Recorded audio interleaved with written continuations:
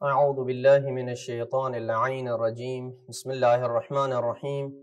وصلی اللہ علی محمد وآل بیتہ الطیبین الطاہرین المعصومین۔ بارگاہ سید الاوصیاء حضرت امیر المومنین صلوات اللہ وسلامہ علیہ سے قرآنی سورتوں کے فضائل کا سلسلہ سورہ الکہف اور سورہ مریم تک پہنچا تھا۔ پیغمبر اکرم صلی اللہ علیہ وآلہ وسلم نے سورہ الکہف کے فضائل کو اس انداز میں بیان کیا: من قرأہا دخل الجنہ، جو بندہ سورہ الکہف کی تلاوت کرتا ہے وہ جنت میں جائے گا۔ ومن قرأہا یوم الجمعۃ،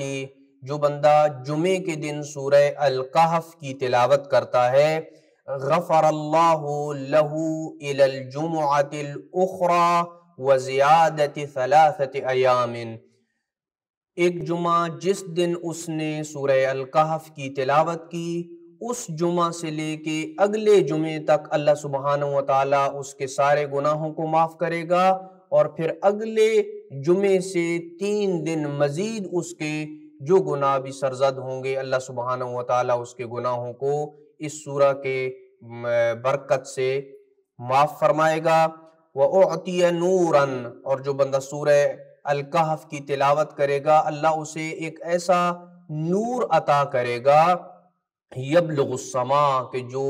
نور آسمان کی بلندیوں تک پہنچے گا۔ وَوُقِيَ فِتْنَةَ الدَّجَّالِ، اور وہ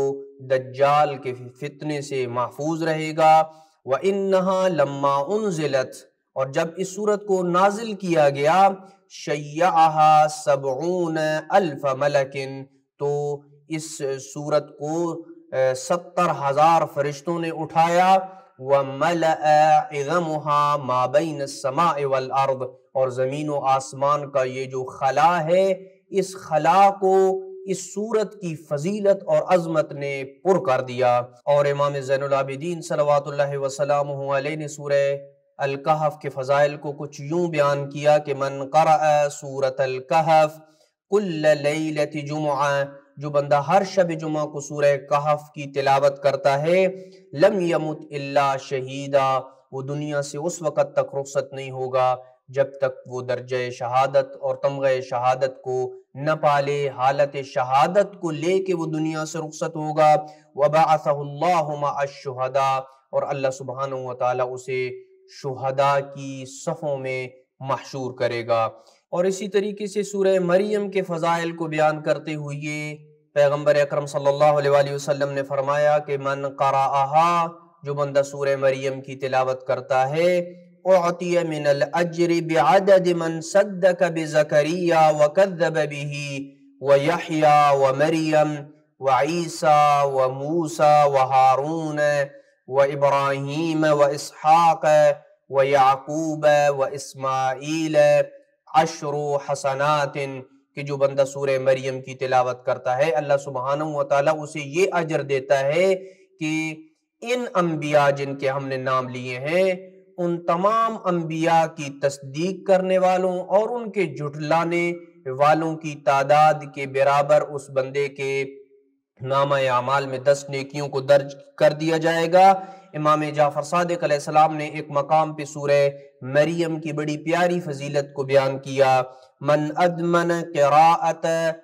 سورۃ مریم، جو بندہ سورہ مریم کو ہمیشہ پڑھتا ہے اور ہمیشہ اس کی تلاوت کرتا ہے لم یمت فی الدنیا حتی یصیب منہا ما یغنیہ فی نفسہ ومالہ وولدہ، وہ بندہ دنیا سے اس وقت تک نہ مرے گا اور نہ رخصت ہوگا جب تک اسے اس کی مال اولاد اور جان میں وہ نعمتیں اور وہ چیزیں اور برکات نہ حاصل ہو جائیں کہ جو اسے دنیا سے اور دوسرے لوگوں سے بے نیاز کر دیں، اس وقت تک وہ دنیا سے رخصت نہ ہوگا۔ وَكَانَ فِي الْآخِرَةِ من اصحاب عیسی ابن مریم، اور وہ آخرت میں جناب عیسی ابن مریم کے اصحاب میں سے شمار ہوگا۔ وَأُعْطِيَ مِنَ الْأَجْرِ فِي الْآخِرَةِ مِثْلَ مُلْكِ سُلَيْمَانَ بن داود فی الدنیا، اور دنیا میں جناب سلیمان بن داود کی جو مملکت، وسیع مملکت تھی، اتنی وسیع مملکت کی طرح اسے آخرت میں وسیع مملکت اور خزانے دیے جائیں گے، جو بندہ سورہ مریم کی دنیا میں تلاوت کرتا ہے۔